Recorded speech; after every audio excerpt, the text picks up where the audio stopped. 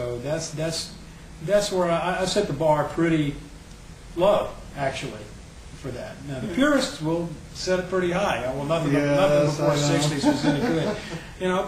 But they're not the only ones collecting. So I have to appeal to everybody. I have to appeal to the old guys who are into the 20s, 30s, 40s, 50s, 60s drums. I myself am into the 60s and 70s drums, and I'm into 20s and 30s, 40s usually. But I also have to appeal to the guys who started playing in the 70s and 80s and 90s, and they are looking for these drums that are discontinued now, and they are good sounding drums, and they are collectibles. They're vintage. You know, luckily we don't have to buy license plates. Yes. Now, what about running old articles that have already been done, such as just teaching people the basics? I know they can get that from John Aldridge's original book. Rob Cook, does all his separate American Drum Company books. Harry Kangan, he had his. They can learn a lot from there. But I also learned a lot from just the lugline articles and those discussions in former issues that may not be available. Although, are you going to make retro issues available? Well, all of the back issues are available.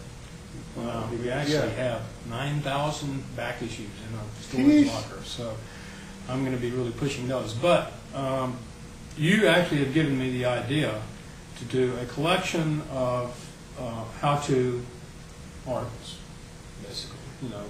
I believe we were talking about restoration. It was one thing I would like to know. Some of the simple things, just how not to ruin a piece. If I happen to come along and discover a piece that I believe is maybe restorable, I don't want to ruin it. So I'd like to know from an expert. I know Jack Lawton a lot of times gives his 2 cents, but I'd like to see some articles about an extended restoration. And sometimes you see that on someone did something about a Kent set in one of the issues. He took it from the beginning to end, what he did.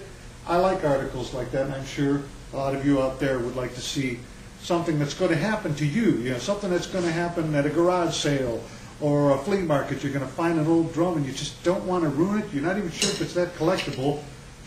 You could actually go to the website, maybe find out more about it, or refer to the magazine where they'll have articles about restoration, what to do, what not to do. My big thing, I remember, was messing with white marine pearl. We all kind of learned how to take the yellow out. I learned that from John Aldridge's book. But then I ended up needing to put the yellow back in. Never knew how to do that. Would still like to know how to do that. I'd like to see articles like that. Sure. The 2 plans I have are to go back and take some of those articles from over the last 20 years and put them into one publication, whether it be a soft magazine or a hard book of some kind. And then we are going to expand the how-to and the restoration stuff, and make sure that there's probably a very steady column about that. We don't really have a column completely devoted to that, which would be a really good idea.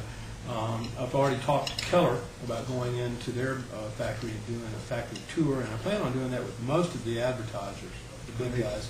And from that angle, even though we're going into modern factories, we'll take it from the collectible